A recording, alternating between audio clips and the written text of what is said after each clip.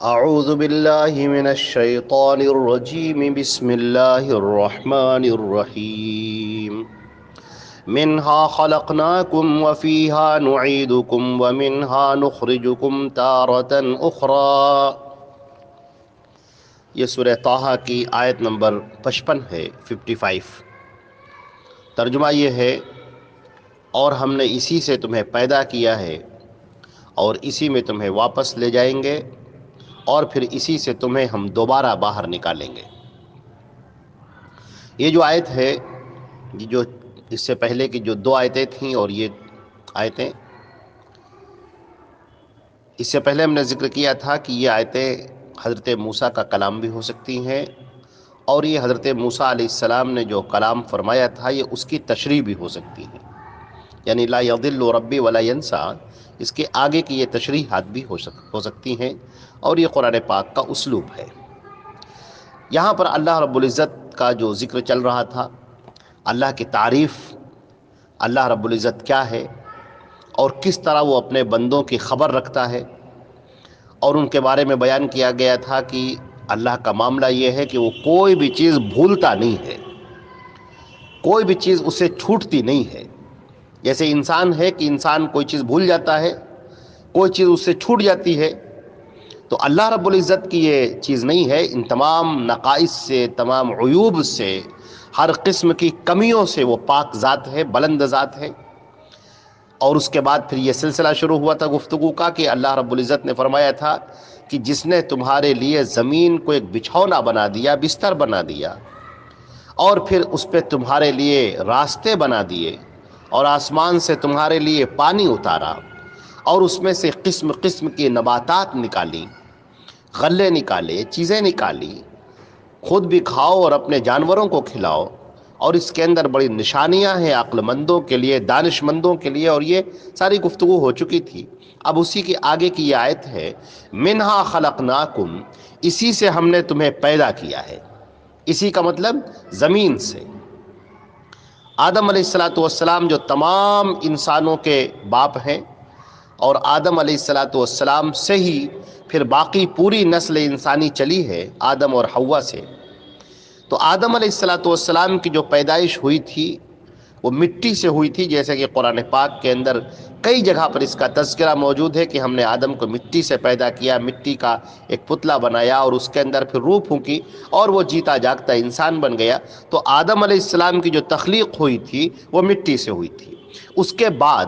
اللہ رب العزت نے انسانوں کے اندر جو پیدائش کا جو طریقہ رکھا ہے، توالد اور تناسل کا،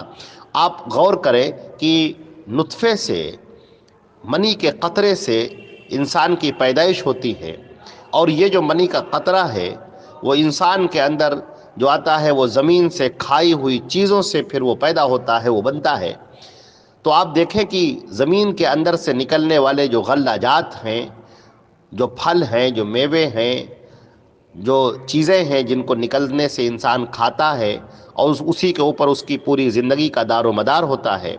اور پھر یہی چیزیں خون بنتی ہیں، اور خون سے پھر قطرہ منی بنتا ہے، اور پھر وہ قطرہ منی جب باہر آتا ہے تو اس سے پھر انسان کی تخلیق ہوتی ہے۔ یہ جو ایک پورا نظام ہے پیدائش کا، اللہ رب العزت نے فرمایا کہ تم غور کرو کہ ہم نے تم کو اسی مٹی سے پیدا کیا ہے، اور پھر ہم تمہیں اسی میں واپس لے جائیں گے۔ انسان کی جب موت ہو جاتی ہے تو اسے زمین میں دفن کر دیا جائے، یا اس کی جو بھی شکل پائی جائے وہ کہیں نہ کہیں وہ زمین سے وابستہ ہو ہی جاتی ہے۔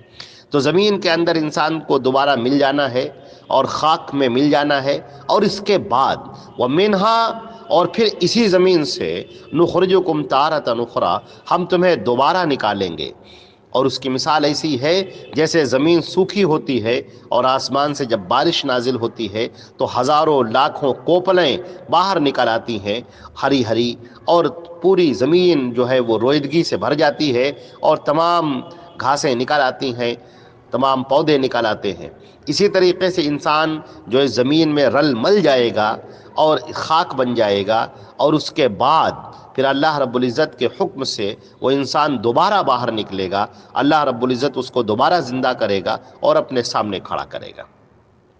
اللہ رب العزت کی قدرت کی بڑی نشانیاں موجود ہیں اپنے آپ میں۔ اگر انسان اس چیز کو سوچ لے اور انسان اس بات پر غور کر لے تو کبھی گھمنڈ نہ کرے، کبھی غرور نہ کرے۔ فرعون جو غرور میں مبتلا ہوا تھا، وہ اپنے لوگوں کو دیکھ کر، اپنی دولت کو دیکھ کر، اپنی بادشاہت کو دیکھ کر وہ غرور میں مبتلا ہو گیا تھا۔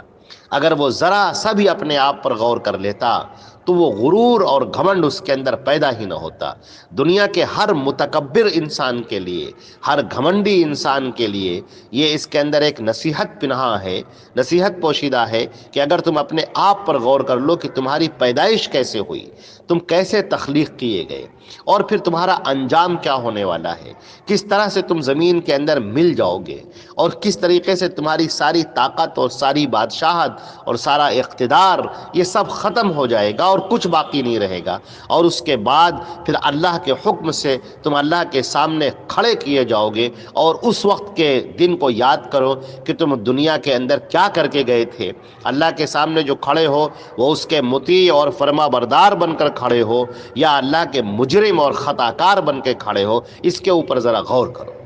اگر انسان اس بات پر غور کر لے تو واللہ العظیم نہ وہ کسی پر ظلم کرے گا،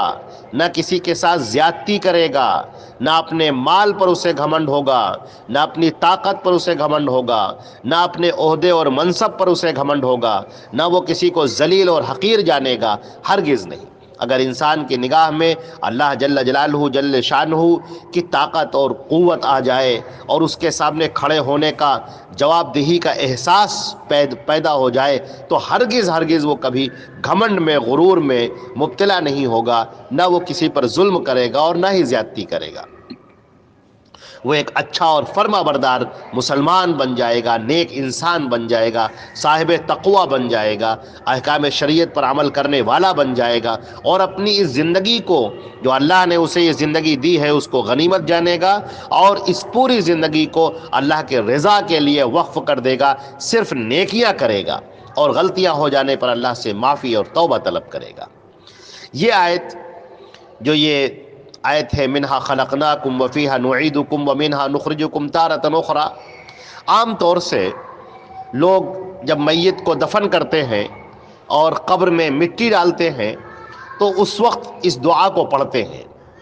حالانکہ صحیح بات یہ ہے کہ اس سلسلے میں جو بھی دعائیں وارد ہوئی ہیں یا یہ جو بھی روایتیں اس سلسلے میں آئی ہیں وہ سب کی سب ضعیف ہیں، اور کوئی بھی صحیح روایت اس سلسلے میں نہیں ہے کہ نبی کریم صلی اللہ علیہ وسلم نے قبر پر مٹی ڈالتے وقت یہ دعا پڑھی ہو۔ لہذا اس سلسلے میں جو بھی روایتیں ہیں وہ ضعیف روایتیں ہیں اور ان کے اوپر بھروسہ نہیں کیا جا سکتا۔ البتہ 3 لپ مٹی ڈالنا، یعنی 3 مٹھی مٹی ڈالنا، 3 بار مٹی ڈالنا، یہ چیز نبی کریم صلی اللہ علیہ وسلم سے ثابت ہے۔ ابن ماجہ کی روایت میں کتاب الجنائز میں ہے، حدیث نمبر ہے 1565 اس کا 1565، اور نبی کریم صلی اللہ علیہ وسلم کی یہ روایت ہے کہ ان رسول اللہ صلی اللہ علیہ وسلم صلی علی جنازۃ ثم اتى علی قبر المیت فحث علیہ من قبل رأسہ ثلاثا۔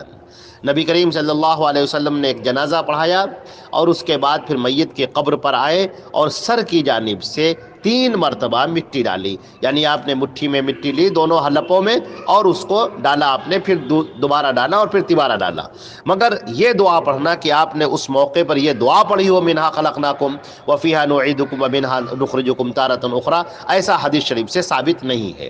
لہذا جو چیز ثابت نہیں ہے وہ پھر دین کا حصہ بھی نہیں ہے، لہذا اس پر عمل نہیں کرنا چاہیے اور اپنی طرف سے دین میں کوئی اضافہ نہیں کرنا چاہیے۔ البتہ یہ ضرور ہے کہ ہاں 3 بار مٹی اس میں ڈالے، اور یہ چیز نبی کریم صلی اللہ علیہ وسلم کی سنت سے ثابت ہے۔